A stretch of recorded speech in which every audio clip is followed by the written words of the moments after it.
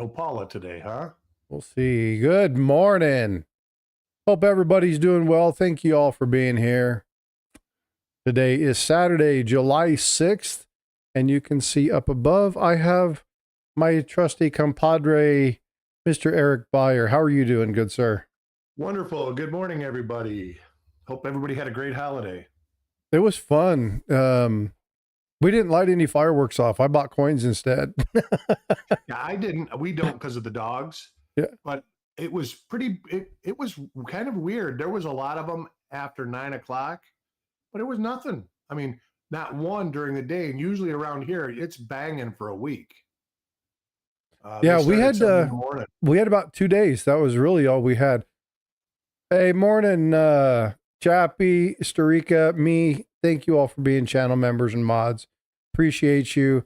Malcolm, Mandy's Candy, $1 million megas in the house. Woohoo. I'm online, but I'm a French model. Bonjour. Oh, hey, what's up, Starika? Comment allez-vous? Okay. Let's see. Who else do we have? Brown Sugar. How are you, my friend? Stacking with Kraken. Good morning. See Happy Chappy asks, was your wife excited? Yes, and I will get to that in just a moment. I am still taken back. Steve looking for silver, Eric, just so you're tracking. Through a little, my wife's doing a fundraiser to help her go on this mission, the medical mission trip she does every year. And they said, hey, we want to help you out for being a good dude. We love what your wife's doing. We want to come along and support you. So they had a little benefit last night to try to raise some money for her, and they crushed it. Like, it was really cool. So I'll be talking about that, and then I'll show the final tally here in just a minute, but it was really cool. Generally stunned, good morning. I hope you're doing well. Yes, the 4th of July was fun. Thank you very much. Let's see, Mandy's Candy's in the house. Mandy, thank you for being a channel member. I do appreciate you.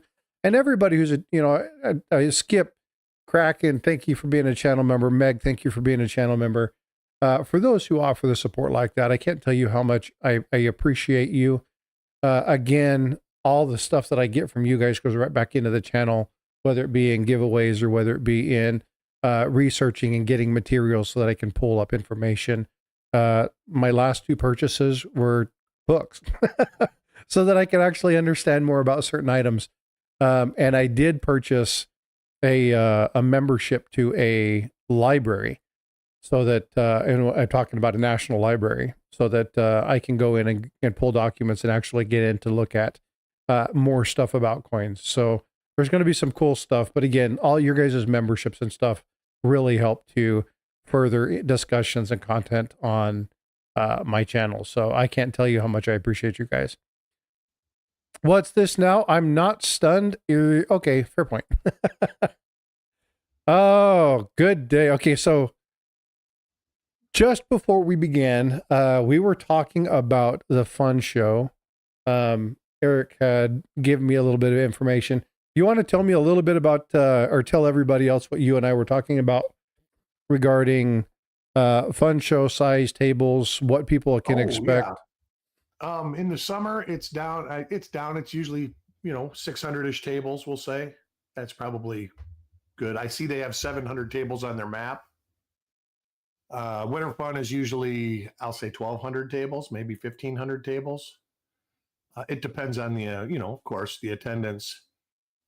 It's down in size over the last 10 years. I do not think it's the largest coin show in the country anymore. It did used to be. And that's about all the facts. But if anybody's at the fun show, try to look me up. I'll be there Thursday, and then I'll probably hit it Friday morning for a few hours, and then I'll drive home. So wouldn't mind meeting people. Yeah, I would love to have gone down. It's just, I'm still recovering from, I get it. I get it. Oh, that's like me. By the time the first week of August comes, I'm going to have to get small for a few months because that's 2 coin shows in a month is way too much for me to deal with. I'm going to have to watch my P's and Q's. I would be in trouble.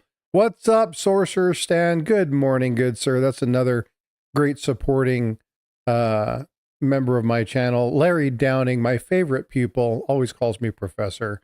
Thanks for being here. I appreciate you a ton.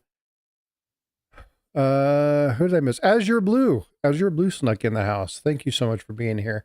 Appreciate you coming in. So as you guys seen, today is But Insta said. So we're going to talk a little bit about social media and what it's doing to our hobby. We're going to kind of talk about some of the combating misinformation. You guys know that I'm big on this. I'm going to talk about the positive advents of AI. Again, prior to the stream starting, Eric and I were talking about a legal site that has some fairly decent AI, and it looked solid. It looked clear until somebody who's actually an attorney reviewed it, pointed out some items. Oh man, okay. This is something. Uh-oh. He pulled the plug. He bought his Mercury key date 1916D. He picked up that coin. Congratulations, bud. I know you debated about it. Crazy. That's a beautiful piece. It's lower grade, but it doesn't. It's a 16D Merc, man. Yeah, it doesn't matter. So it doesn't matter. So congratulations on picking up an amazing coin. That's something to be celebrated. Yeah, and he goes, Miss Me wants to buy it for me for Father's Day, and I'm like, my wife bought me a cake. So yeah, happy Father's Day to you, and give Mrs. Me a monster hug, because that's a hell of a gift. But congratulations on that, Me. That's awesome. A tough coin to find. You just can't find those things around. Yeah, he was down in, correct me if I'm wrong, but you were in St. Augustine, and he stopped in a little coin shop and found a couple decent deals. And actually the price he got it for is actually a fairly decent price. It's about $30 to $40 under what I could find sold listings for. Yep, in St. Augustine. And so him and I talked. I kind of gave him a range. Siren, what's up? Good morning. Good to see you. Siren's always awesome to mod on the portrait side, you guys. And so I want to give a huge shout out to her. She's always over there many times, popping in with one or two people who just come in to say hi and then leave. So thank you for being over there and doing that. I greatly appreciate your effort over there, Siren. Love you, my friend. Tomorrow I win new rig. He is. Ooh. You have to tell me about that. You'll have to tell me about that, Me. That sounds like a fun thing. All right. So again, we were talking about, I kind of got squirreled a little bit. We were talking about the, oh, and by the way, I did something. I'm not sure if you guys know this. In the chat window now presents the portrait side. Okay. So if you are watching on your stream and you can't see the portrait comments, actually look at the chat box just below me in your landscape view, and you will see chat from the portrait mode. So that way you can see what other people are saying in the other stream, and you can kind of communicate back and forth, because I can read what you say and then comment over. So if you see somebody over in the portrait side, again, it's down below me on the portrait side, or excuse me, on the landscape side, then you can say hi. So I wanted to try to set that up. Almost 4K. Yeah, almost 4K. Only 78 away. Hold on, maybe not even that. I think I gained a couple more subs last night. But I'm about 80 away from 4,000 subs. Insane. Is that better? If I'm not reading something, I don't need the glasses on. It's really good. But I've set my screen up a little different. Me gifted 5 memberships. Outstanding. Let's see who got those. Captain Vic, J Tizzo, Vegas Stacker, BH Ringer, and Thomas Hill. There's my brother from a San Antonio mother. What's up, freaking awesome? How you doing, brother? Good to see you.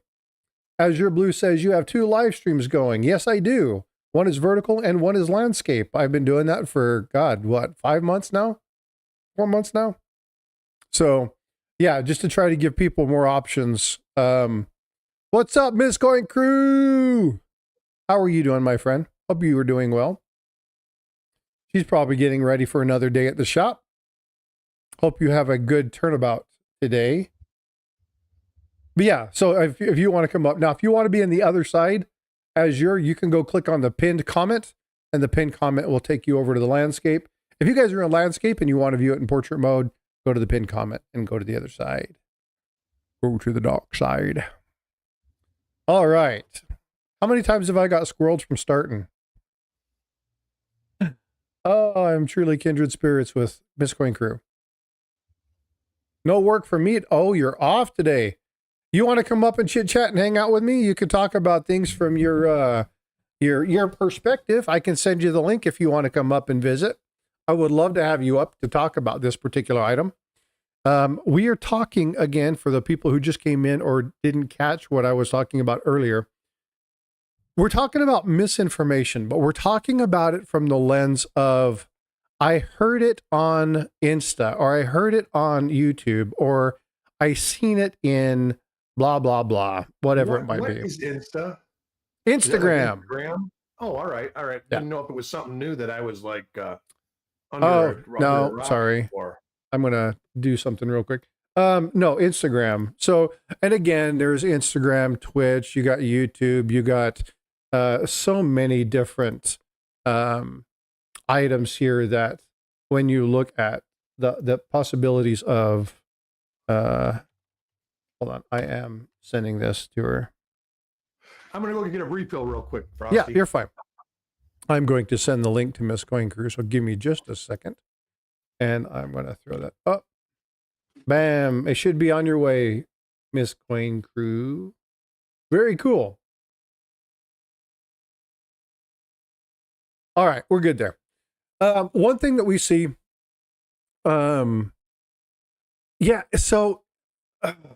social media is what allows me and allows us to come together and talk about things that we enjoy, right? It allows us to pull things together in a manner, in a session in which we're able to, from different walks of life, from different avenues, from different experience levels, come together and have conversation, chit chat, and fun regarding to our hobby, whether it be coin collecting, whether it be stacking, whether it be metal detecting, whatever it might be. What's up, Captain Vic? Good morning.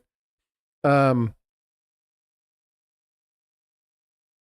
video description is not correct. Oh, somebody saying that my SEO stuff is wrong. That's funny. Hope you're doing well, Captain Vic. But again, we're talking about social media, you're talking about the structure, the construct of what needs to happen, how it needs to happen, looking at some of the builds of things. And when you are looking at the information that comes from some of these channels, they use the same tactics as spammers. They use the same tactics as scammers. And that is the use of FOMO, which is the fear of missing out. And the fear of missing out is basically, oh my God, if you don't act on this, you're going to lose this. Oh my God, I can't believe that you haven't acted on this. Oh my God, what are you doing? You're not preparing for your kids' college, or what happens when you die? Oh my God, you're not set up. You don't have the things that need to be done. Oh my God, if you don't find this coin right now, this was just released. If you don't watch this video, oh my God, the world's going to end. There's going to be calamity. There's going to be chaos. You're going to die, right? And so they use a lot of the same tactics that scammers use to try and fool people into looking at some things like that knee-jerk reaction, that protection mode, right? Well, I don't want my family to be bad. And it targets elderly, but it also targets the uninformed. What's up, Big Apple? Forget about it. Hope you're doing well, brother. Thank you for coming in. And so it's really important that when you look at this, so I want to kind of talk about the fear of missing out, but I also want to talk about just blanket misinformation. Okay, so the blanket misinformation, and I'm not going to name any channels. You guys, by the description, may know who they are. I gave you a clue with Instagram. Instagram to YouTube should give you another clue. And of course, Instagram, YouTube, and then they've gone back and they're doing both. But how do you get a couple 100,000 subscribers in a couple months? Well, you bring everybody from Instagram over to your YouTube side and you spout the same misinformation. This just released, this era, this 1942.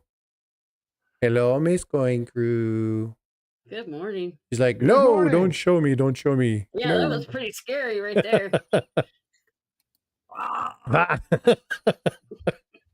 I hope you're well this morning. Yeah. But what's important to look at is, and Miss Going Crew, I'm thank you for coming up because you can talk about this from the vantage of some of the stuff that you guys get from the coin shop.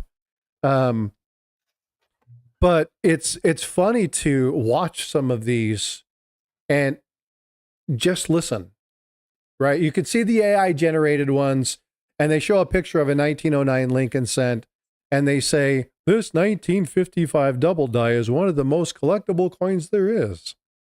It's like not even the right coin, right? But a lot of people don't catch that. They don't hear it. They don't understand. They see something. They don't equate the words to the image.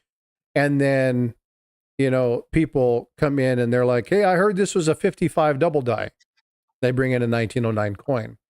No, 1955 is a year. Doubled die is something that happens when this occurs, you know, and so people just don't understand. So the first thing that you can do, number one, is watch, like pay attention, like really watch what you're watching. And if you see this from a couple people, now there are a couple channels I am calling out. Coins of Rosie happens to be a major one. Where How they can I not ever look at that channel? I've never seen that one. So here's the thing. I have removed any instance of notification. Like if it comes in the stream, I'm like, I don't want to see this. Right. They use AI. They take partial information. They get the big money coins and they're like, this just found. The other channel with the guy that tells you all the crazy stuff. I just found this one coin and it's amazing and you got to find it because it's, oh my God, you can find this in your pocket change. And he freaks out and he's really good about FOMO. He's really good about setting people on edge going, oh my God, I've got to look for this. Like I got to find this. Like I can pay my house off if I find this, right? I'm having a tough financial time. Speaking of pocket change, I don't mean to interrupt, but if I don't, I'll forget.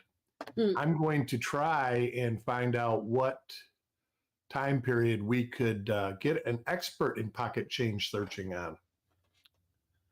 We have, we did follow up on that. Meeting up with Brian this week, and we will see if we can't get a stream with the author of Strike It Rich with Pocket Change. Beauty. And we've been talking about that for quite a while.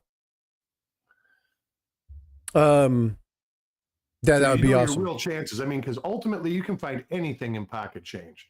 You can, but here's the thing. So, but it's possible to get struck by lightning too. Yeah, but here's the thing. Okay, I've got. I grabbed just 2 coins. I don't know what they are. Just grab them. Where are they? Okay, here's 2 coins. I have 2 coins here. One is a token. Yeah, it ain't gonna work. They're both tokens. You know what's funny? I have a kind of change, and I don't have any on my table. What the hell? Okay. What? Your desk isn't piled up like mine, like all the way, like where you have to dig through it. It's piled up with what's piled up with papers and packages from stuff, videos that I've done. Okay, I have 2 cents here. 2 Lincoln cents. One is a 1976 and one is a 1983. Okay. So I have these 2 coins and I am watching this particular channel oh my God, it was just discovered. This 1954 or this 1959 error was just discovered. Okay, well, first off, yes, those things happen. Yes, varieties are found. Variety error, right? And then they show you a coin that's been run over by a semi in the parking lot. Right. Oh, I hate Okay. those emails. I get them all the time. Yeah. What is this worth? Yeah. And so it's like, it's worth nothing. And then the reply is, you just want to buy my coin for next to nothing. I said, I don't even want to buy your coin. I wouldn't even buy it for face value. right. Yeah, Good Starik, luck. exactly. My 1976 quarter that's, you can barely see the date on a 76. It's all worn down. You can see the copper core in it. And yeah, it's worth 10 grand. But the problem is, let's say that we have the 1983, we have a copper cent. And so it's like you want to look for the small date, you want to look for the large date, you want to look for the copper, the zinc, you want to look for, big D, little d, whatever it might be, right? So you're going through all the large, the small, you're checking the things, you're checking the content. But everybody wants to find the Holy Grail coin, right? Everybody wants to find that one small D copper that there's only, 4 of them or something like that?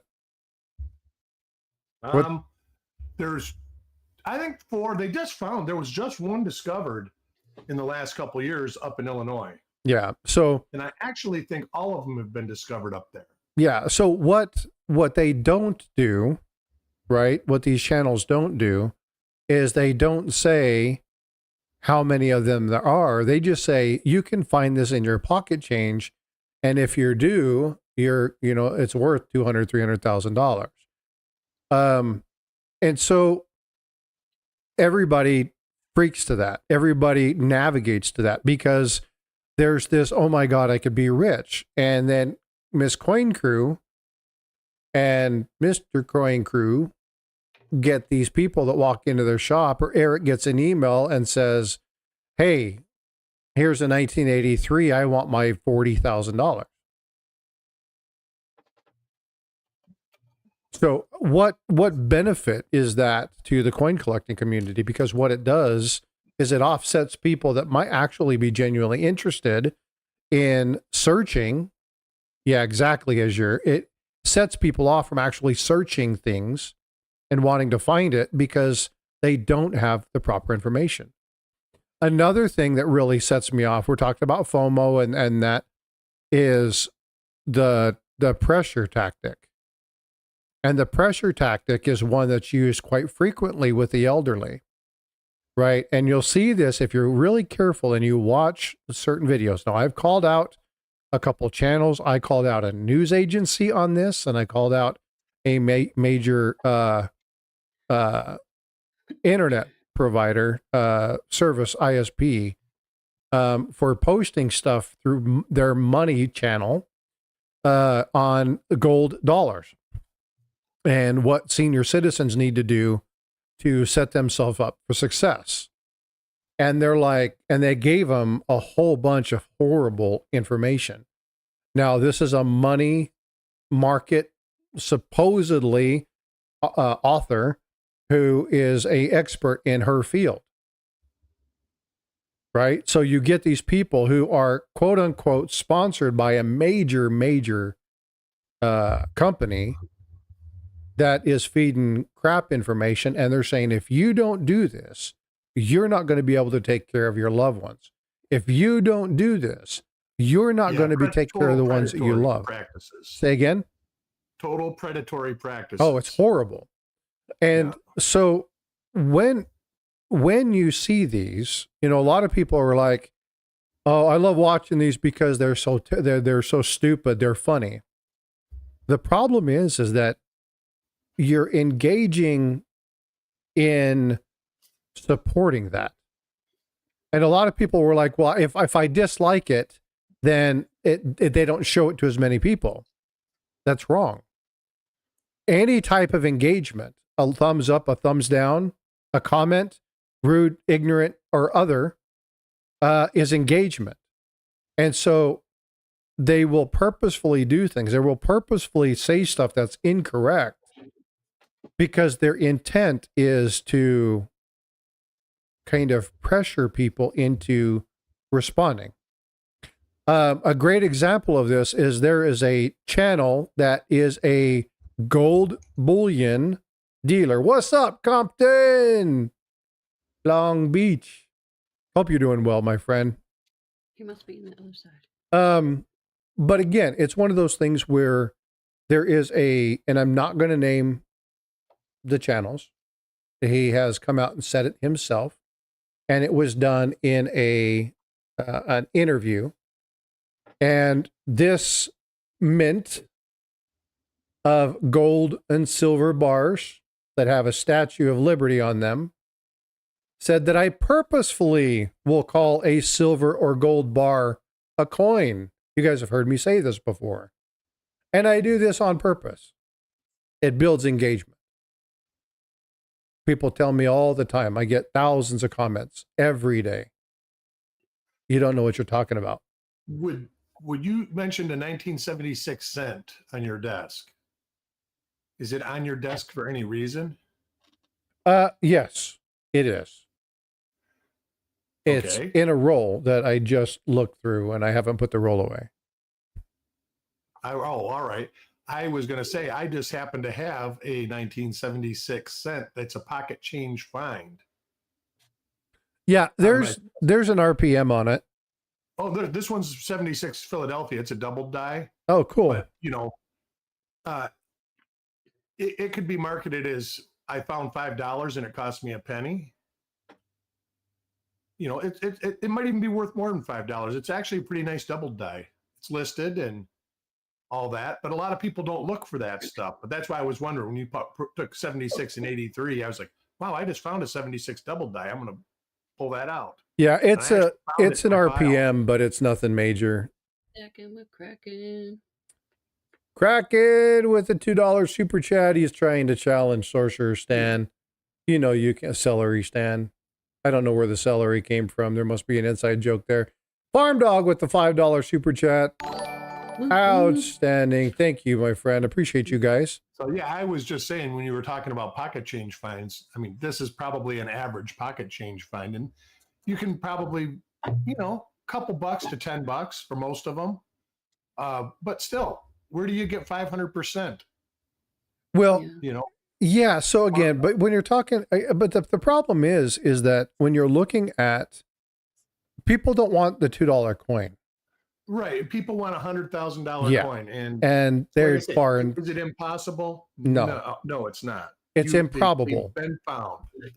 It's improbable. Yeah. Yeah. But again, what's important to understand is what's realistic in being able to find or collect a coin like that, right? Yeah, and so that's why I put this thought about this coin was this is a realistic find that you can enjoy yourself, spend a lot of hours relaxing or however it does, and it's worth. I mean, it might even be worth $20 because it's a pretty good one.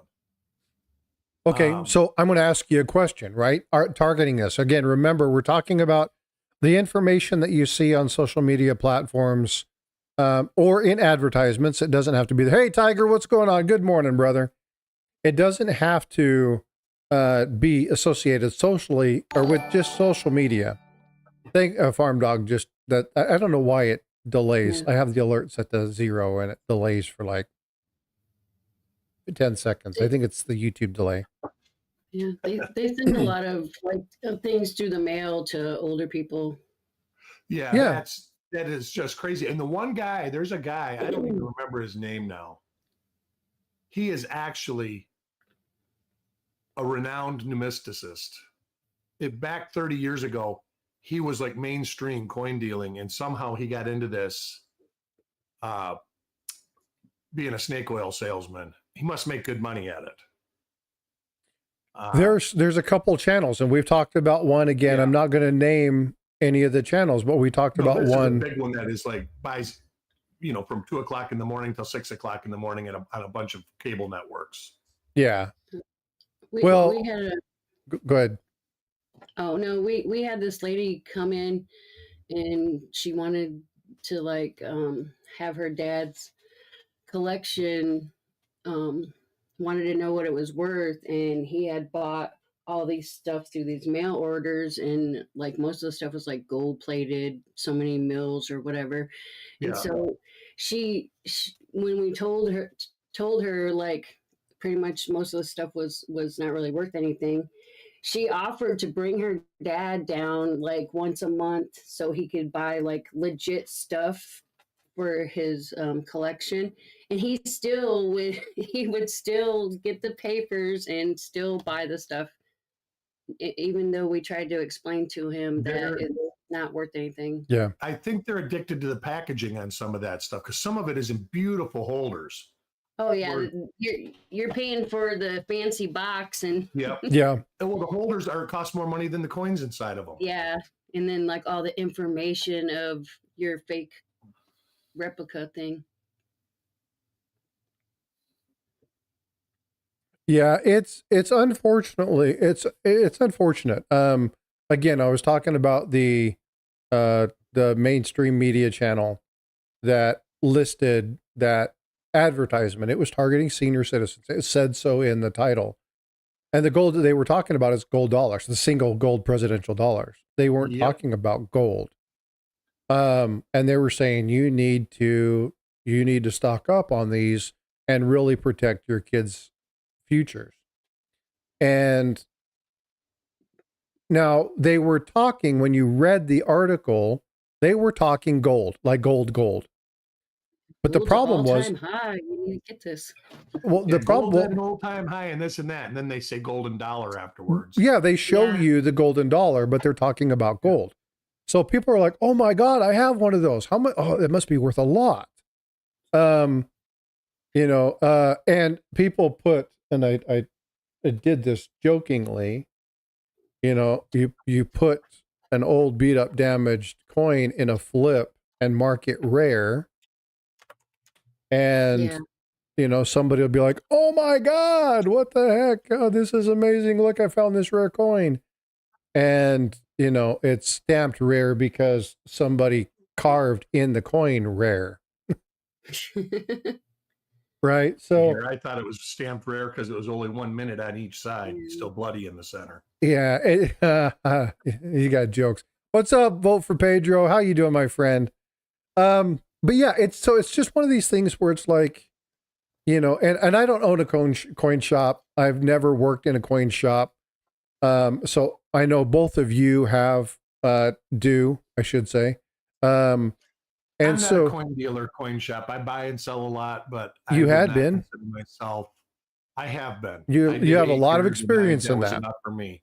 Yeah. And so, and with Miss Coin Crew and Mr. Coin Crew, obviously working, their shop, they're in Muskegon. Huh? Muskegon. I was close. They get people to come in all the time, and they're constantly having to battle the misinformation.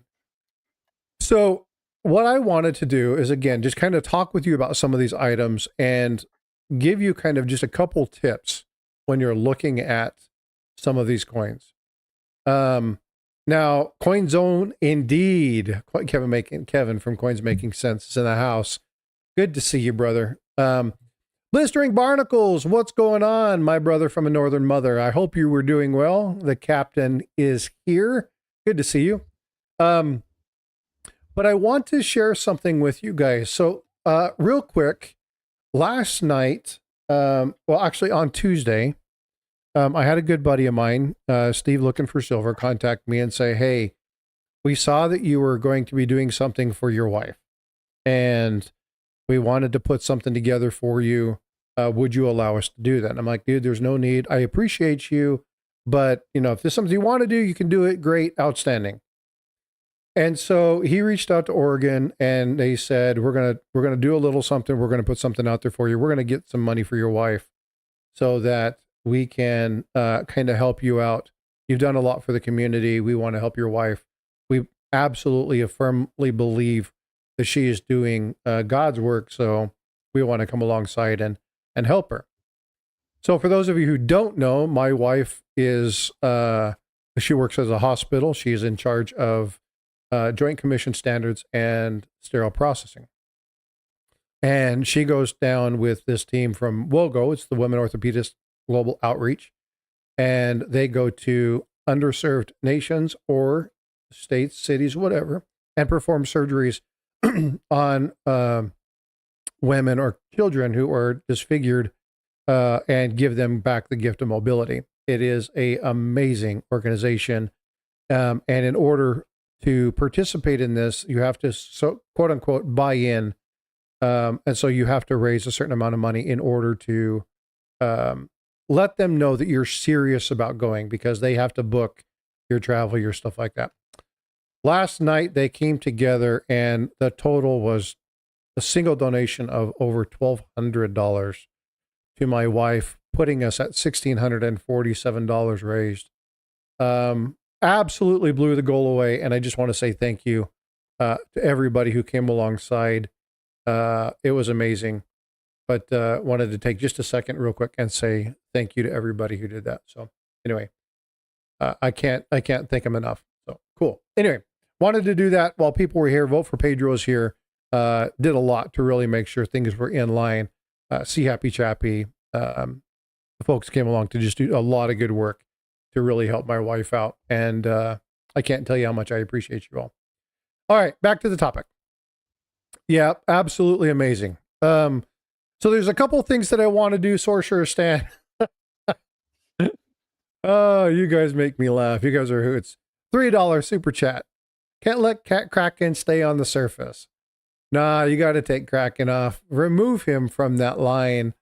But yeah, it's absolutely awesome for them to just do that. Again, I wasn't planning on doing anything major. I was working to do the basic, and so but it was awesome of them. So let's give you some tips and tricks. So Miss Coin Crew, when you have people come in and you guys get road coins or damaged coins or stuff, what are some of the tips that you tell them when looking at social media that they need to be paying attention to? What are some of the pieces of advice that you give people who come into your coin shop? Well, we send them to places that have like online like legitimate places, because we asked them like what where they got the information from, and they'll like show us, and then we'll be like, yeah, that's not a legitimate place to get your information. But I did have some dude call the other day, and he swears to God he has a copper nickel, like a nickel stamped on or made out of copper, and he has the copper 43 steel cent. And he might have one, but it might not be real, because they do manufacture the 43 steel cent in China. Yeah, I told him to bring him in, but I haven't seen him yet. But I told him the odds is not good that he does have one. But I was like, you could bring it in and we can like verify it for you. And if we think it's legit, you should probably get it like certified as right. genuine. Well, and that's Eric. Eric brings up a really good point, and that is he might have one. The authenticity is the issue. And again, that would have to be certified as genuine.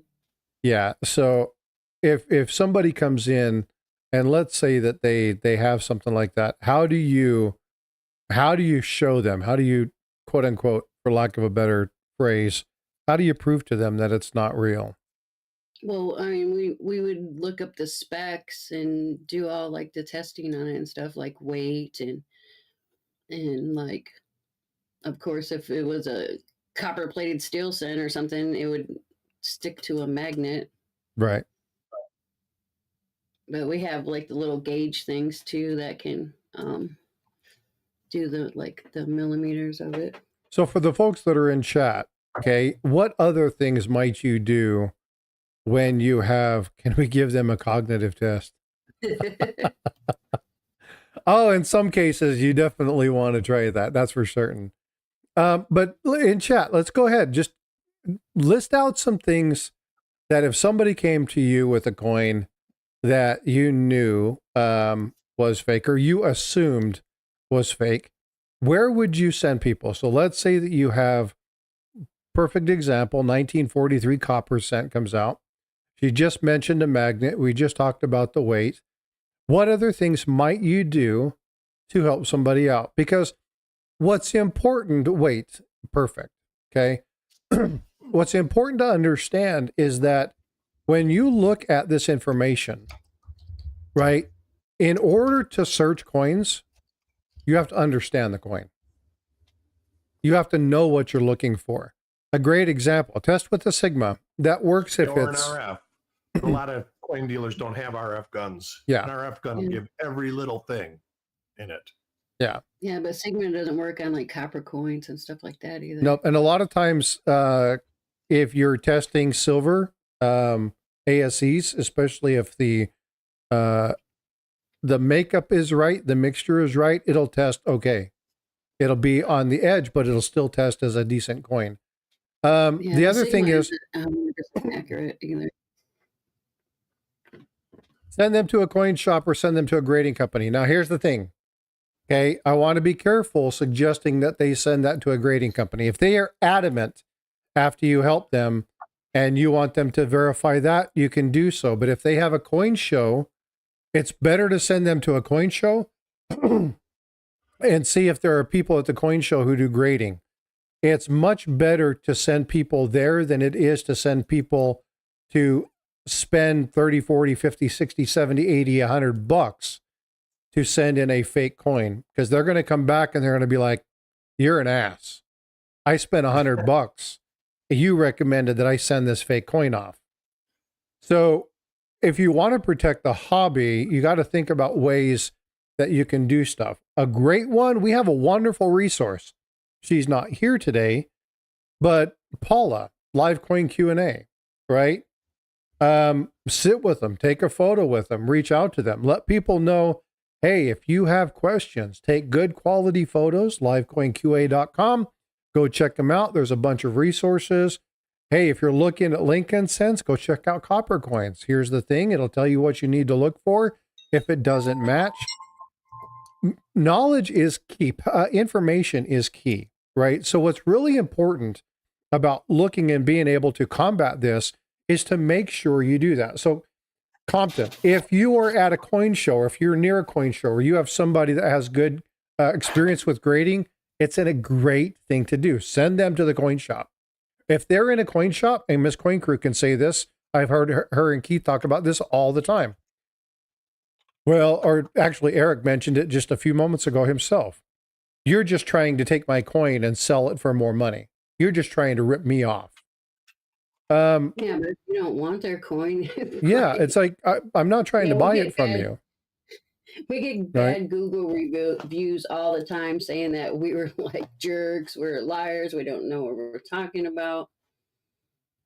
Yeah, and so again, the important thing is, and we're talking about, this guy's like, oh my God, save this video for later because you're going to want to have this. Okay, so that automatic. If you want to find a show in your area, click on coinzip.com. Oh, thank you for throwing that in there, Ms. Coin Crew. But again, resource information is key. And we have a lot of resources in this community. Now, I'm going to tell you this. You guys know this. And I'll say it, and I'll say it every time I talk about coins. I do a lot of research, but I know this much in retrospect to many, many, many, many people out there. Okay. I most likely am going to send you to LiveCoin Q&A.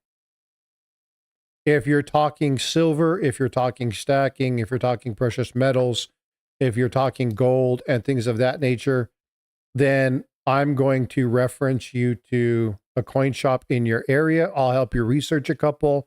I'll even help you make a couple of phone calls if you want to. We can talk about what's going on, make an appointment, take your stuff in, give you some tips on what not to do. If it's something where you have a really big item or you got duped, I'll probably send you to talk to somebody like Seeker who can actually talk with you about what to look for and how to do. And send you. Now, I may not send you to Seeker himself. I may send you to his channel so that you can see some of the stuff that he's done and provide more information. But again, resource and information is key, right? So when you're looking at these people that are like, you got to watch and save this video for later because the information I'm about to tell you now could make you a millionaire. They're not lying, but it's total deception, right? Well, they're kind of lying. There's not a lot of coins out there worth $1 million. Yeah. So, it's kind of funny, right? You see these AI things and they're like, did I ever look up or research Treasure Hunties Tommy Gregory Thompson? I don't know. The name doesn't ring a bell, but I'll have to look up and see. Sometimes I'm like, I've never heard of that. And then I go back and go, oh yeah, I know who they are. So let me look and see, but I don't know. I'll have to write that down. Yeah, Treasure Hunter, Tommy Gregory. Yeah, I don't know. But that's another thing with treasure hunters too. We had a discussion, I think it was last week, about staging stuff, right? You get a lot of people who stage to make it look like they found this amazing thing just so that they can push out videos and have people go, oh my God, they just found this. What happens in that regard is when an authentic find does happen, it's questioned. Because, you know, how many people are going to find certain things in coins? It can't happen, right? We find stuff all the time. Finding rare, super rare stuff is another thing. Yeah. So there was one, and because of who they are and knowing what they do, finding gold coin in a wrapped penny roll. Was that real? Well, we know who they are. We would have no reason to doubt it. I know who you're talking about, but I didn't pay much attention to it. Yeah. So, but here's the thing, you know, so how do you know anymore what's real, what's not? Here's the other thing with AI. We talked about AI. The problem with AI is that you have some really good generators out there that can put out, as long as you put in good information, you'll get some decent information out. There's a program or two where you can enter text, like you can write a script. You don't even have to write it. You can copy it from a web page, put it into this program, and it will create a video for you. Now, the video was definitely not AI, and the gold coin that was found was kind of an obscure gold coin. I don't know. I didn't watch the video because it's not anything that's in my wheelhouse of interest, but I did see the tag. And I did see the tag about them trying to defend themselves because they got thrown under the bus. Yeah, and again, so here's the thing. So when you find stuff in rolls, say again? One way or the other. This is, how do you prove it one way or the other? Unless you're videoing the roll being opened and it being found why you opened the roll. But even really then, no way. And you're talking about a 10-hour video to go through a box of pennies. And who would want to do that? Yeah, so Vote for Pedro says, yeah, I've seen gold prospecting videos that reminded me of the MASH video where Hawkeye painted all the rocks gold. Yeah, and so, but even that, and I wish Paula was here, she'd be able to say the name of the person who talks about the Bettendorf rolls and is able to, I mean, basically look at the roll and say, no, that one's been opened before. There are people who are extremely. I can show you rolls. I can show you. I know a guy that I think he's passed away. He could re-roll Bettendorf rolls, and you couldn't tell. Yeah, so and I'm good. Watching somebody open a quote unquote open roll doesn't even verify it, right? You really need to trust the integrity of the person that's doing it. Right. We have channels that started off being authentic, being good, really wanting to get good information, and the money bug bit them. And now they give out misinformation. They're seeking that next big video. They will give misinformation just to get views. They know it and they don't care. They're supporting scam selling sites in their videos. And I say scam because they use FOMO and they pressure the elderly. And I'm not calling out the video. I'm not calling out the channel. You guys know who they are. We talk about these things all the time. And so the money bug bit them. And so somebody who originally was someone fairly trustworthy, not a bad guy, just, man, chasing money. And so you have to watch some of these. Now, Pardon me. We talked about the clickbaity stuff, right? Clickbait isn't a bad thing as long as you follow through and promise. Yeah. Right. We talked about Livecoin Q&A, Blue Ridge Silverhound. He does a lot of that clickbaity, thumbnail-y stuff, but he always follows through with what it is that he's talking about. He gives you good Sometimes information. What it isn't, and then he tells you that this is not right. But he gives you the information and he tells you bottom line what's happening, and he shows you and he walks through, you know, the good, the bad, whether it is or it's not.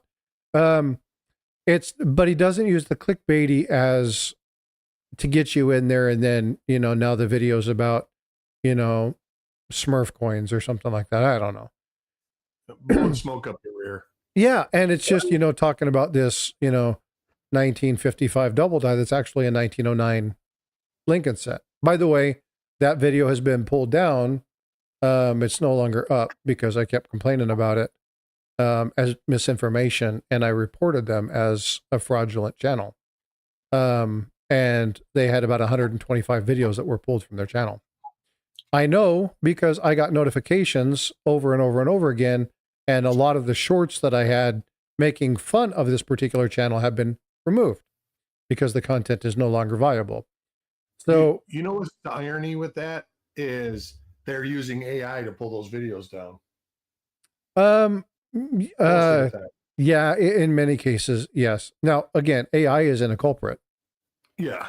It's based off of somebody who didn't understand what they wanted. They didn't care what they wanted. They're not interested in facts. They're not interested in taking care of the hobby. They're not interested in taking care of its people. It's about chasing money. And we had the discussion. Oh man, where was I? I was in Surfer Stacking. If you guys don't know who Surfer is, he's a good supporter of the channel. I go over and support him stuff. Good guy. Him and I talk quite frequently. And I cannot remember. Andy Scheckman, I think is his name. He had him up and he was talking about looking at some items. And what's really important is people need to understand when you're talking about media, it's not necessarily what's correct anymore. It's who's first, right? It's true. Who can put the most information out the fastest is the one who gets the views. Doesn't matter if it's lies. It doesn't matter if it's deceptive. It doesn't matter if it's fraudulent. Whoever gets the information out first is the one who gets the views and gets the money. And so we see that more and more and more. We see it in the media. We see it with social networking. We see it with coin collecting. We see it with gold, silver. We see it when it's talking to money. We see it about, you know, prices of things and stocks and all this other stuff. Every facet of everything that we do comes in. You mean Chris Dwayne from Silver Shield? I'm not sure what that means. I have noticed. That could be another person that says the same thing, but this was Andy Scheckman, I believe. But again, it's one of those things where you talk about misinformation. And what I want to try and do is I want to try and provide you guys with resources that we already have in our community and help you guys understand kind of what's good and what's not. Am I your sole source of information? No. This is why I'm always having people on my channel who can talk about stuff in a more educated manner than I can. Now, will I do the research for you? Yes. If you have something that you want me to find, look at, you want me to do a video on something, you can email me, talk with me about it. We'll break it down. The video that I'm dropping on Wednesday was a crest by Philip the Board, right? He said, hey, have you heard about this particular coin? I'm like, not really. He's like, go look at it. I thought this would be I thought you'd be interested in looking at some of these items. And this might be something that your followers might be interested in. So I did a research on it and started doing it, and boom, yes, it was there. The one that I did last week, the drop that I did last week regarding Zambia and the new money, the new currency, I had one of my new subscribers email me and say, "Hey, Frosty, what happens when they develop a new currency?" And we have a great example of that. $15 trillion bill won't be good anymore? Say that again? It says, you mean my $15 trillion bill from Zambia won't be any good? Oh man, I still want one just because I want to say I have one. But again, you know, if you guys want to know the information, folks, I love researching. I love looking stuff up and getting information. This is why Larry's still in here, but my mom calls me affectionately the professor.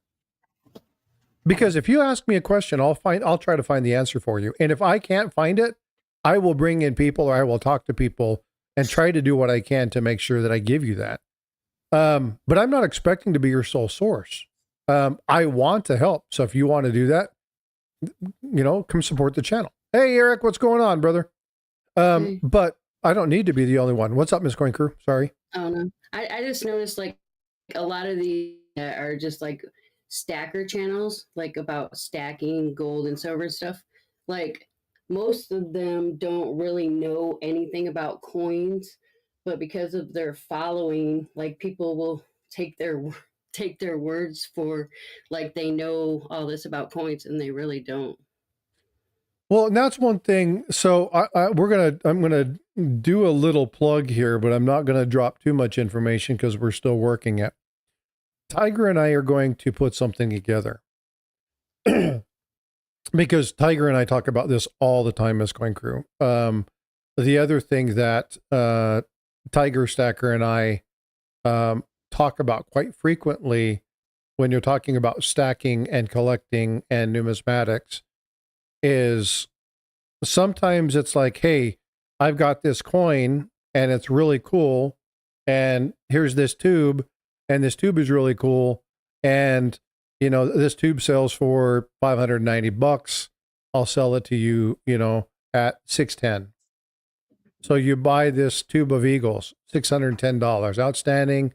You got a decent price, $3 over spot for a coin. You beat the premiums. As a stacker, you're happy with that. As a collector, I'm going to go through those Eagles and see what years I have. I'm going to be hoping I'm finding a 1996. I'm going to hope I'm going to be finding a 1995. Because then my $600 investment now turns into $700, $800, $900, $1,000, $1,200. Yeah. Tiger Stacker and I went through some peace dollars, and we did a trade for trade dollar value, where he went through his 8 tubes of peace dollars, and I was looking to update, and I don't have my book. It's not with me today.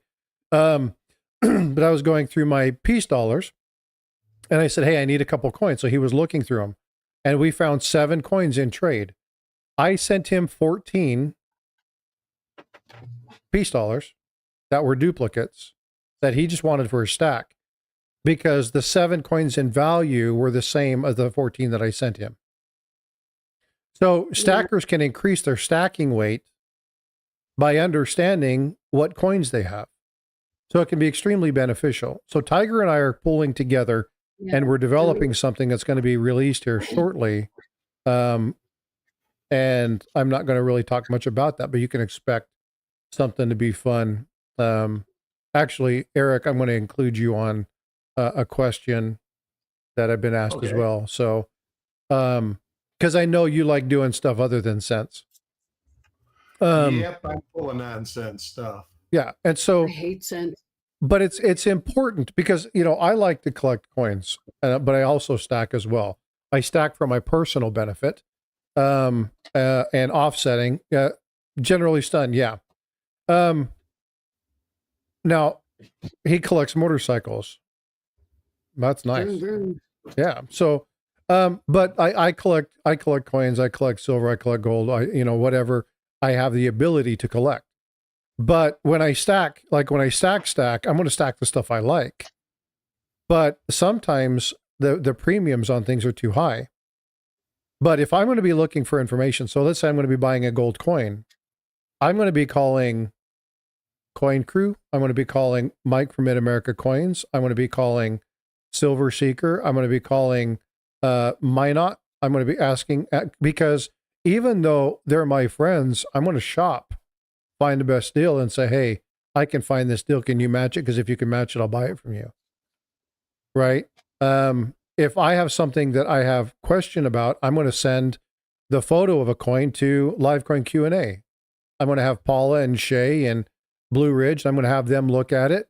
If I'm looking at 2-cent nickels or 3-cent nickels or 3-cent dimes, if I'm going to be looking at 2-cent pieces or whatever it is, I'm going to be sending it to Mantic Coins, because he's like the 2-cent guru. He loves his denominations that are no longer circulating. And so I have a group of people that is something that everybody needs to have. Am I asking you guys for me to be that person? If you want me to help you, I will help you. I will join your group of stakeholders in your hobby and do that. I will be happy to do that. I'm not your expert. 100%. I'll tell you now. About like VAMs. So VAMs really interest me. So I'm starting to learn about VAMs. It's like, yeah. So I don't have any interest in like looking at modern coins for stuff.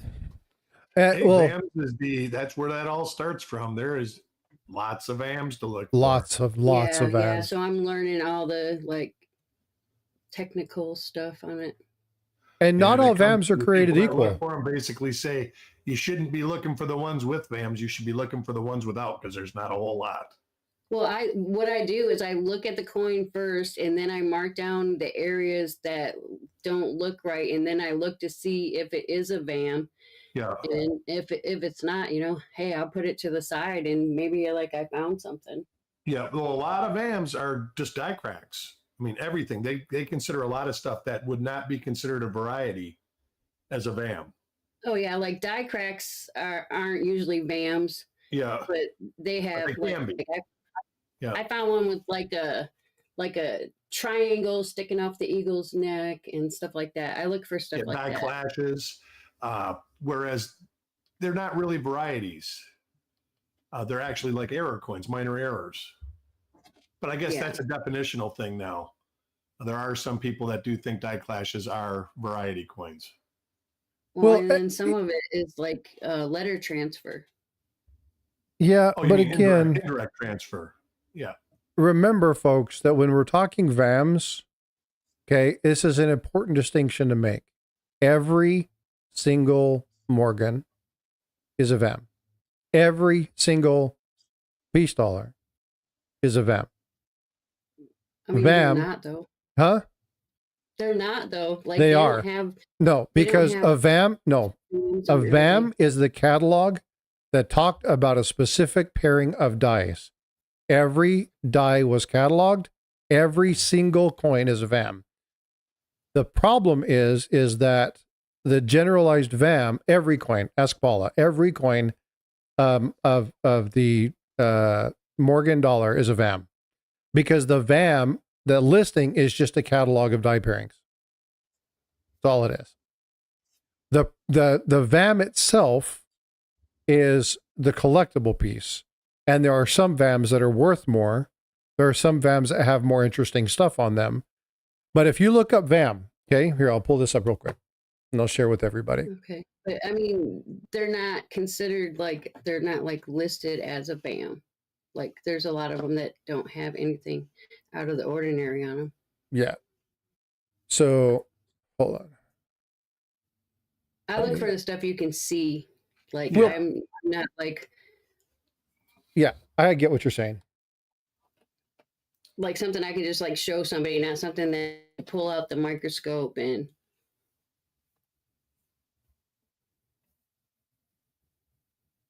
Because I don't carry a microscope around with me. What? Nope.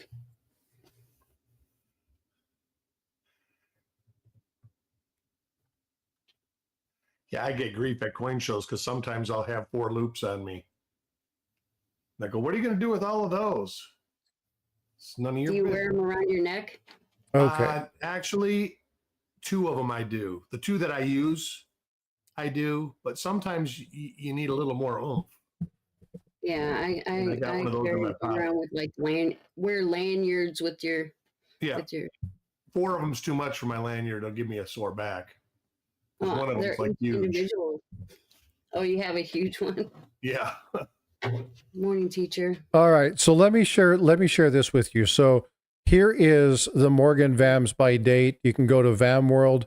You can pull all that information up. There's another book that's much more extensive. But basically, just so everybody understands, and this is a common misperception because you think about like when you're talking, and actually, Eric, can you do me a favor? Sure. Can you go look at Copper Coins, the YouTube, and look at the one where Chuck broke down the naming convention of like the error and variety? So what RPM means, I'm not sure what one you're talking about. Was it a live or was it a video? It was a live stream that he did, and it was at the end of, I'll have to do some research. I'll find it and I'll post it in the description of this video. But what he did is he broke down the naming convention and what it actually means. So for instance, if you're talking about FS01, right? What does that mean? If you're talking about RPM or WRPM 001, RPM 25, RPM 50. That wasn't the named stream. It was just a stream that was like, we're going to talk. Yeah, I can't remember what it was. But when we're talking specifically about Morgans and peace dollars, I want to kind of read to you what a VAM is. So VAM stands for the 2 names of the people who actually studied and cataloged the difference between the Morgan and the peace dollars. Leroy Van Allen, and A. George Malus. So the Van and the Malus is where they get the VAM. Okay. And so that's where the term VAM came from. And all it is it's understanding the various die pairing, the mint-made errors that were created in the producing of these.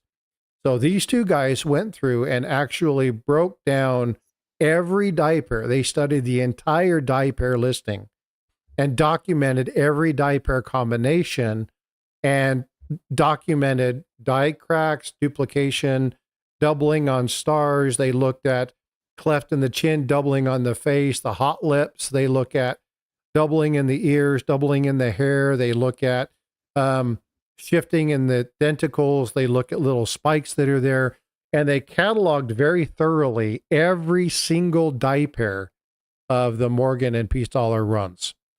So every one of those die pair listings is associated with a VAM number. So every single Morgan it ever existed, every single Morgan has a VAM number. Now, most people don't look up every single VAM because you don't see much, right? It may be a couple small specks like we would use to quantify the authenticity of a specific coin or variety. And so you may not look at every one of them. So when Miss Coin Crew is talking about looking at VAMs, she's looking at very specific information. She's looking for doubling in the star. She's looking for doubling in the nose.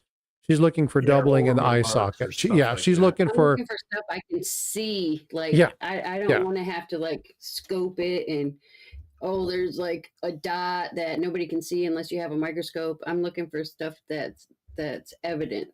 Yeah. And so I just wanted to be very clear. Now, this is something that Paula is very adamant about as well. I've learned this from her. So if I sound a little bit like her right now, then that's why.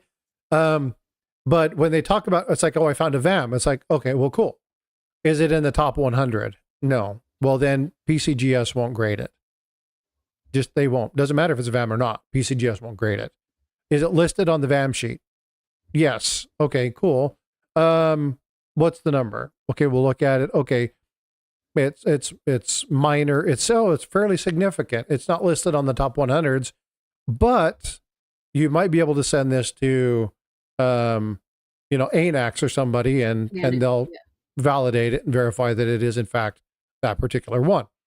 And so you can do that if you want to. But I just wanted to be very clear with people that when she's talking about VAMs, every single Morgan and every single peace dollar is a VAM. Okay. So if you have a Morgan or a peace dollar, you have a VAM. It's just there might not be something there that you can physically see. Okay. So I just wanted to clarify that. Again, more information. Didn't mean to, poop on your hat, but I just want people to understand that VAM is the catalog. Hold on. She's showing me her poop hat.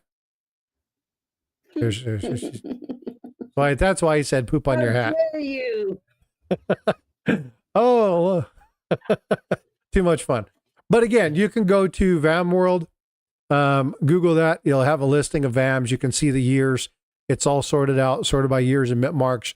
You can go through, you can click on it. It'll tell you those things to look for, give you a good listing. You'll be able to do that. So if you are interested in Morgan and peace dollars, and you are interested in doing what Miss Coin Crew is interested in working at, this is one of the resources that you can go to. So again, this is the type of stuff that I want to help you guys with, is making sure you're clear on what something means. But yeah, she's been doing a lot. And if you watch the auctions in Coin Crew, you've probably seen this. I can tell you that she had this interest, but I can tell you this singular event that caused her to want to look at it more. It was a singular event, and I happened to be the benefactor of that event. Would you concur, Miss Coin Crew? I think you like to bust a move. You think I like to just bust saw a move? Frosty moonwalking across the screen. Okay, smart. Huh? Go to a put. You saw me In moon. my mind, I was imagining it. Oh, I was like, huh? I didn't include anything on my screen. I didn't do that. Well, I'm not seeing anything because I don't look at myself when I stream. So I'm not looking at the stream. I'm not looking at anything. I have a whole bunch of other stuff open. So I was like, hold on, wait, I didn't do something like that? Anyway. Oh, too much fun. So Vote for Pedro said a couple of things I want to go back to. So Vote for Pedro has been into ancients. Okay, he's been into ancient coins. This is something that Sorcerer Stan, I believe, is a collector as well. And so counterfeits, yeah, absolutely. You're definitely going to want to be tracking and understanding if you're going to be collecting ancient coins. Ancient coins, there's way more counterfeits than there are authentic coins. Yeah, I won't buy them unless they're certified because I don't know enough about validating them. Yeah, and even then, you really need to check your slabs. Make sure that your slabs are good. Hey, what's going on, Mark? How you doing? Good to see you. Mark Wildstagger's here. Quahog. He must be on the other side. He's on the other side, yes. But again, yeah. So ancients are one of those that are definitely very. It's man. You think you have to know a lot about modern coins, man. You get into ancients, and it's a whole nother just world. And I missed your membership call out. Thanks for being a member. Very difficult to authenticate ancient coins. Yeah, and there's so many issues with looking at old hammered coins. One of the problems with looking at old hammered coins was that, and we talked about the clipped planchets a couple episodes back. And one of the things about clipped planchets, especially when you're talking about things like the real, is that when they hammered out the coin, if for some reason the weight was off, they would either hammer in additional metal or they would clip off a little piece to make sure it got to the proper weight. So just because you had a clipped coin doesn't mean that somebody took from it. And it made it really hard to quantify what was authentic and what was counterfeit. So it's weird. Chat is weird over here. It's probably non-existent over here because most of it's just Nightbot. Go to the other side. Yeah, I get a bunch of people that come in, listen for about 3 or 4 minutes, and then they leave. On the portrait side, what I'm trying to do is just provide people an opportunity. Normally, my viewers are on the landscape side, so the provenance on ancient coins is as important as the coin itself. Yeah, and again, really understanding the history, you really have to get with experts. There are some out there that are really, really good. But I know a coin shop that they get stuff in and he's like, I mean, it's certified, so I'm going to take their word for it. And so you got to be careful because just because you have a certified coin. And here's the thing about ancients. There's a lot of it's tough remakes. And some of the actual remakes or restrikes like have been done for some holiday or something like that. Those can actually be worth money. I always got this story. My ex-brother-in-law had this coin and his dad said, it's worth $1 million. And when I was like, no, it's not, it's fake. And one day he ended up just taking it in, and there was some expert on ancient coins at some deal, and the guy says, yeah, your brother-in-law's right, it's a fake. He says, but that fake just happens to be worth like $2,000. He says it's a very collectible fake. They only made like 1,000 of them, like the Henning nickel, for some event in the 60s. And he sold it. I was like, wow, good for you. That's great. I would have never known that. No, and again, this is why you need to surround yourself. And folks, I talk about this, and I had a very well-meaning member reach out to me and say, dude, you're all over the place.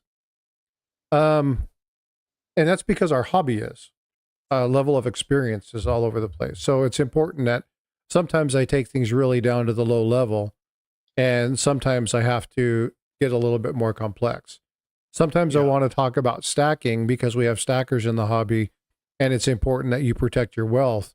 But I also want to talk about the numismatic value of the things that people are stacking. I always wondered about stacking. I mean, I stack, and I did it because I like it. I like the beauty. I didn't stack to make wealth. And is that the normal reason to stack, is just to become wealthy? Well, I don't think it's wealthy. So Tiger and I were having a conversation about this the other day off stream. We were just chatting like we normally do. And I told him, I'm like, look, I stack for 2 reasons. One, because if something happens and I need a couple $1,000 real quick, I don't have a lot of fiat. The stuff that is in the bank goes to pay bills. But if I'm going to be spending money, I want to spend money on something that's going to hold value. Because I want to offset my spending with something that it's going to maintain its importance and its value to me. It's liquidable. Yeah, and it's okay. So that's another key word right there, right? Liquid asset. I want to make sure that I have something that I can quickly liquidate. I'm actually going to reach out, and I want to talk to Pistol Packing Pilot, and I'm going to try and have him on one morning, because him and I have had a discussion. He had this on one of his live streams, but I want him to get about liquidity of your collection, right? And sometimes stackers can liquidate their asset faster than numismatists can, just because of the limited collectability of some of these rarer coins. And he has a set that he's really been trying to sell and liquidate to more of a tangible gold or silver position, and he's just not had the interest. Now, I put him in some contact with people who definitely would, but again, it's one of those things where liquidity is important. So you want to talk about all aspects, because what's important to understand if you're a stacker or you're a collector is that when you're gone, somebody has to be there to understand hate to be that person. what you have. Right. And I am big on what Tiger does, because Tiger documents every coin. He has a label maker. He lists how much he paid for it, what it's worth, where he got it from. He keeps it in a spreadsheet. Every coin is in a flip. It's got this label across it. I think I got a couple of coins here. And he says exactly what it's worth, what its value is. I'm trying to find one because he sent me one and I have it. I think I have it here. I may have already put it away. Now, is that practical value or? He lists what it's paid, what he paid for it. And then he lists at, like, say he purchased it today. Hey, Eric, take care. Have a good day, brother. He lists what he paid for it and then what the value was on that date. So I mean, that's what's dangerous about like Red Book stuff, is they say, hey, the Red Book says it's worth this much money. Red Book, by the time the Red Book comes out, it's old date. It's old news. Yeah, once a year. Yeah. So you can't use Red Book for value. No. Use Red Book for Not basic really coin real information, value or not for value. Value or Yeah, you can't. book value. I use it for mintages and stuff like that. Yeah. And so again, when you're talking about those kind of things, I talk about a bunch of different things because, again, I'm a collector. I'm a numismatist. I'm a collector. And numismatics includes semi-numismatics and, to some degree, bullion. Okay? It does. No, it absolutely and so does. It also includes, semi-numismatic, but numismania. So when you're talking about numismania, you're looking at things like collectible tokens, okay? And that kind of stuff is important as well.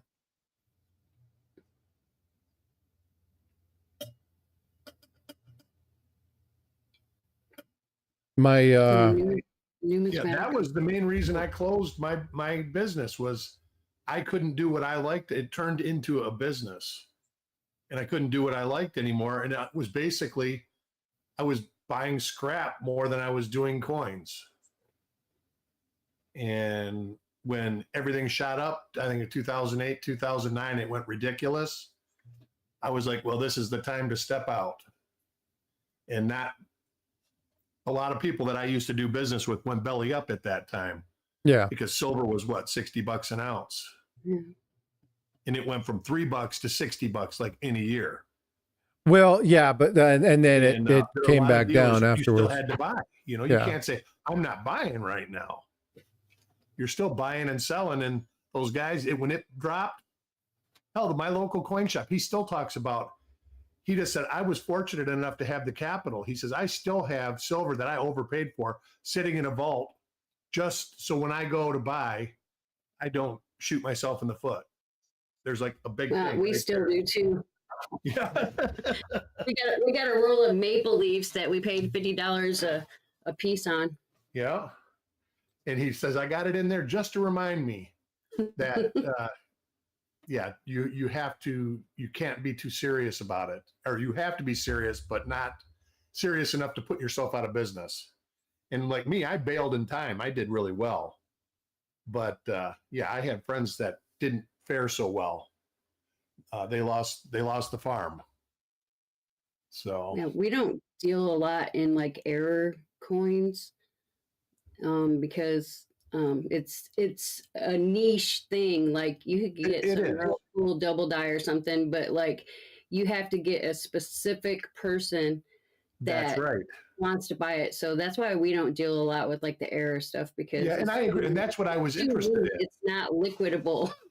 Yeah, that's what I was interested in, and I never got to do it anymore. The only good thing that happened out of it is I can look for errors and varieties for the rest of my life and never look through all my coins. That's when he said, when something happens, you have that person that's got to deal with it. I really feel for the person that's got to deal with this. Your poor wife. Yeah. Yeah. Oh, and Chuck. Oy, oy, oy. Yeah. Yeah. So whoever it ends up being, oh my God. Yeah, that's going to be a handful. Well, hey, folks, it is 5 minutes to 10. We got the premiere train kicking off in just a minute. If I can have one of my moderators grab It's the late start today. It's huh? late start. Oh, late start today at 10:30. Yeah, I think we're missing Gold Sniping Farmer, so we're not starting till 11:15. Oh, so okay, so we got another 10, 15 minutes. Okay, that's all good. Hey, Gremlin, how you doing, my friend? I love you. Hi, Ashley. Yeah, so Pedro said something, and I want to target this because this is something that we have there's stackers, die hard, in the wool. They're only concerned about weight. Anything outside of that, they want the lowest possible price. Their only concern is weight. They give a rat's butt less about numismatic value. If they get a good deal on it, they're stacking. They're for weight. They're for weight only. Then you have me, the collector who happens to stack. Okay. And then you have the collector. They don't worry about stacking. They're not worried about the silver and gold. If they have a silver and gold coin, it's because they bought it for its numismatic value. Yeah, like it's old school gold. But he says that he has been ridiculed in various streams to admitting to being a collector of numismatics. Now, Yeah, I want to say something, and this is where if you are a hardcore stacker, okay, hardcore, diehard in the wool, all you're worried about is weight, okay, then fine, no problem. I'm going to ask you for a favor, okay?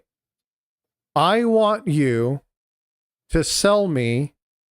I want to go through and I want you to talk about the various coins, and I want you to sell me a tube. Okay, if you're only concerned about weight and you're not worried about the numismatic, I want you to sell me a tube.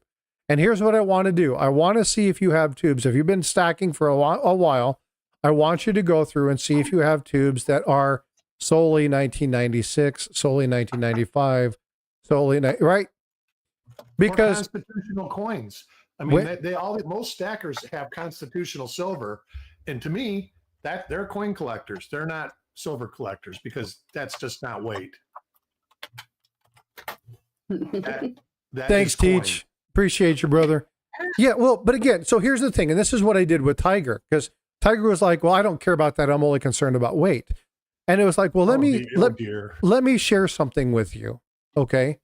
And so him and I went through. We were looking through some coins, and he pulled out a Morgan dollar, and I said, "Okay, let's go through some of your Morgans." And I said, "Do you have any Carson Cities?" He's like, maybe I might have a couple." And I was like, "Cool." And so he reached in. He's like, "Okay, do you have it?" It's like, "Look at your spreadsheet. Tell me how much you paid for it." He's like, I paid like $80 for this Morgan. I don't understand why it was so expensive, but a lot of people were saying they wanted to have it, and I sniped it and I got it. And they were saying you got to steal and whatever. It's, okay, not a big deal.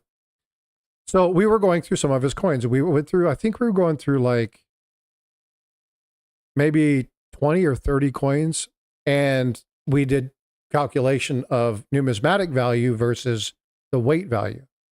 And I was like, so you have, $450 or whatever it was. I think it was the tube, $500 worth of Morgans, outstanding. Here's the numismatic value, which was close to $1,700. And he's like, huh? It's like, so sell those, go to a coin shop, sell those, take them out, show them what you have them sell this, the purchase underneath, see the values, get your whatever, and then go buy more stack. Go buy 3 tubes worth that one. Right? It's really important as a stacker that you understand the numismatic value, especially if you stack junk silver, like the Morgan dollars, the peace dollars. If you're stacking things like ASCs, things like that, it's important that you understand, if you've been doing it over a long time, what those years are. Am I asking you to go through every coin and look at every VAM, every variety? No. Look at the years. Look at the mint marks. And just kind of be familiar with what you have. You might have one coin in that tube that's worth the entire value of that tube. Right? You might have the ability to double the stack in a single coin. So if you're really concerned about weight, your premise to me doesn't make sense. Because I can show you how you can double your weight in a tube if you have the right coins. I've showed this with doing this with Tiger.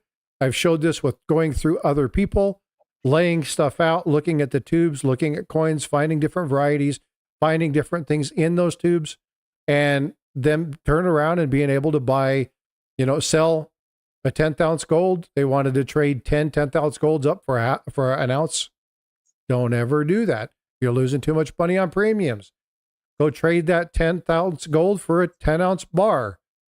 Copy a bunch of them and then turn around and take those 10 ounce bars, take 6 of them, 7 of them, 8 of them, whatever it is, and go buy your 1 ounce gold.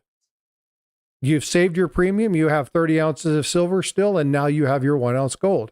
So be smart about how you do it. Understand the values, understand premiums, understand the worth of the coins, and then you can be a smart stacker.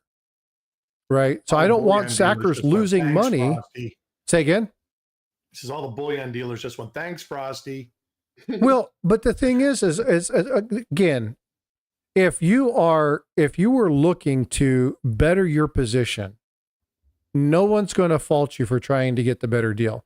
Now, what I won't do is I will not go to Coin Crew and say, hey, I know I paid $300 for this 10th ounce. I've got 10 of them. I'm going to sell you 8 of them or 7 of them. And I want you to give me this because you owe me a good deal. Or I know this is what this is worth. And, I need you to give me the straight cross face value for this. They're not going to do it. I'm not going to put them in that position. And it's ignorant for people to come by and say, I paid $200 for this coin, so you're going to give me $200 for this coin. It's not how it works. They have overhead. They have money that they need to make. That is exactly what a lot of people don't understand. Yeah. Say, I got this ounce of silver that's worth $30 because it says so on the internet. And then when you say, well, I'm just throwing a number out here. I'm not saying what I'll give you 28 for it. Have a good one, Teach. Ripping me up. I was going to say, I'll give you 28 for it because I need to make $2 to keep my lights Yeah. on. Lights on, and you got help to pay, you got wage, you got all this stuff to pay. People don't understand it. That's like, as much as I don't like the model of Littleton coin, a lot of people give them a lot of grief. But if you saw their operation, it's huge. They've got overhead that you wouldn't believe. So they sell a lot of stuff well over like spot in retail and stuff like that. Well, they do the packaging. You're paying for their packaging. That too. And their packaging is not good because it's basically just laminated plastic bags half the time. But I'm just saying, there's so much that people, and I get it. I mean, there's a lot of places that won't sell silver at spot. They'll sell silver, and so say it's $30 an ounce. They'll sell it for 31 or 32. I can't get silver at spot. Yeah, that's right. If I go to order silver, they're not going to give it to me at spot. And if you do, you're fortunate. emptying your pocketbooks because you're fortunate. Buy a ridiculous amount of silver. Yeah. Spot price is unprocessed silver. It's not. Right. Well, actually spot price is paper silver. It's contract. Here's the thing about spot price. Okay. If the smaller the denomination, now I'm talking about 1/20th, 1/10th, half ounce, ounce, 2 ounce, 5 ounce, 10 ounce. The smaller the denomination, the more you're going to pay for it. Okay. So I want to show you this. So let's say, and I want to show you just kind of generalized math. Okay. Let's say right now we're talking about 10th ounce Britannias selling for about $280, $285. I'm going to say $285 just because I did the math on this the other day. Okay. I'll pay you a higher premium on a 10th ounce than I will a whole ounce of gold. So I'll show the math real quick and I'll show you what I'm talking about. So, and we're going to say that you bought 10 of these. Okay.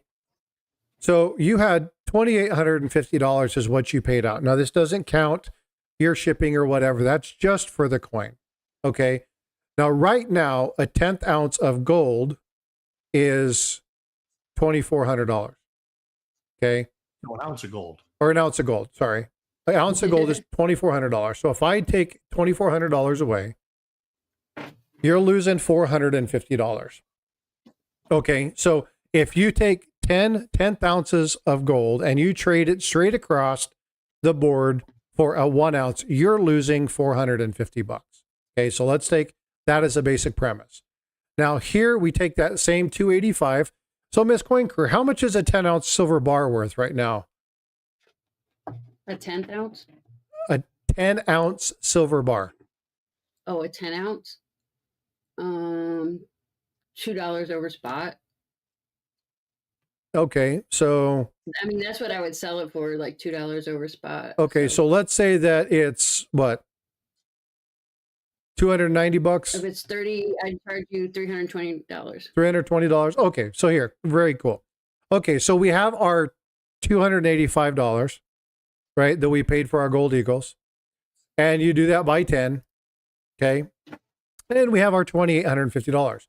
Now, let's say that you take that 10th ounce gold and you find somebody who wants to do a trade straight across for a 10 ounce silver bar minus $20. So let's say that you have to pay them $20 or $25. In this case, we'll say $25. That puts it at $310. Okay. So we're going to do another $250 because $25 times 10 is $250. So we're going to plus $250 here. Okay. That's $3,100. Okay. So if you can do that 10 times, then you're going to have $3,100 in your pocket by trading up, even paying $2,500 out, you're going to have $3,100. Now, if you take those 10 ounce bars, you still have 10 of them at $300 and you trade them in, how many of them are you going to need to come up to $2,400? You're not going to need 10. You're only going to need at $300. Okay. So if you divide that by, well, that's, let's see, hold on a sec. Let me cancel them out. So let's take 7 times 310. Math is hard. So it's going to be 8. Okay. So 8 times 310. Oops. Okay. $2,480. All right. So what I want you to think about here is we had $3,100. If you're going to trade the 10 ounce silver bars, now you're sitting at $2,400 and you still have 2 10 ounce silver bars left at $310 per bar. Because remember, that was the price that we got those for, right? $310. So before, if you traded the 10th ounce golds up, you lost $400. But if you trade it in for the silver, you get the right price. Now that gold is 80 to 1 still, and you trade that back down. If you go through and you're able to do that, then now you've made $600. People fail to realize, though, like on a 10th ounce gold, they're like, oh, you're paying a premium. But literally, if I took 10 1/10 ounce golds and sold them to a dealer, I could take that money and go and buy an ounce of gold and have some money left over. Yeah, there's always a premium on 10th ounce. Even when you buy them, they cost more because there's manufacturing costs. Okay, now remember when I'm talking about doing this, I'm talking about trading out, because a lot of people will say, hey, I've got 10 of these. I want to buy an ounce of silver, because they're not going to take it for 8. They're going to, most shops, and I'm not saying you guys would do this, but most shops will try to get what they can. They'll try to get the best deal. But I'm talking about straight trades. I'm not talking about taking it and investing it and doing whatever. I'm talking about straight trading. Okay. And it's important because a lot of people in the community straight trade. I have traded 8 ounces of silver for a 5 ounce bar because it happened to be a Geiger and I wanted that particular one. It happened to have a serial number on it that I wanted. So I was willing to trade 8 ounces for 5 because the premium on this particular one balanced me out. Mm-hmm. So I'm talking about trading. So you have to be smart. As a stacker, you have to understand the math. You have to understand your premium. You have to understand these things. And stackers understand that math. They can understand trading and understanding what it is. So you don't sell silver right now to buy gold because you're going to be losing money on the item. So what you want to do is you want to make sure that you buy silver at the right time. And then when the gold ratio comes down, trade it in for gold, right? That's when you want to do it. That's when your investment starts to make money. That's smart stacking. Keith and Mike have talked about that along with Silver Shaker quite frequently, about watching that gold to silver ratio when you're talking about doing that. This same process is extremely important when you're looking at the numismatic side. It's important to understand the coin. It's extremely important to understand the date, the mintages of certain items, because those are money. They're money for you. So when you have a hardcore stacker that says, I'm not interested in that, I don't mind. It's like, hey, if that's what you want to do, that's fine. But what I want to do is I want to give you information that says I might be able to help you increase your stack. Give me a little bit of time. I'm not asking for you to become a numismatist. Give me a little bit of time. Let's walk through a couple items. Let me teach you a couple key elements, a couple key points that you can utilize to help increase your stack. That's all I'm asking for people to do, is allow me the opportunity to help them. So again, am I asking for gold right now is 76.45 to 1. Okay. Thanks for the update. I was up by 3.5%. I don't grasp the gold to silver ratio because numbers are not my thing. Well, and again, numbers are not a lot of people's things, but money speaks, right? And when you tell them you can trade 8 for something instead of 10, they see profit. And so, again, I just want people to understand that when they're looking at these kind of things, whether you're a stacker, whether you're a collector, whether you're a stack collector, which, I do both. So I'm a little bit of both. I have my foot firmly planted into both worlds. I've never bought anything for weight ever. Yeah. So again, it's just really important. So I know that we're at time. We're going to go ahead and wrap things up. If I can have one of my moderators, please throw in the link to the Premier Train. And as always, please do me a favor, let them know that I sent you over there. I just, because of time, had to leave the Premier Train. There was too much to do.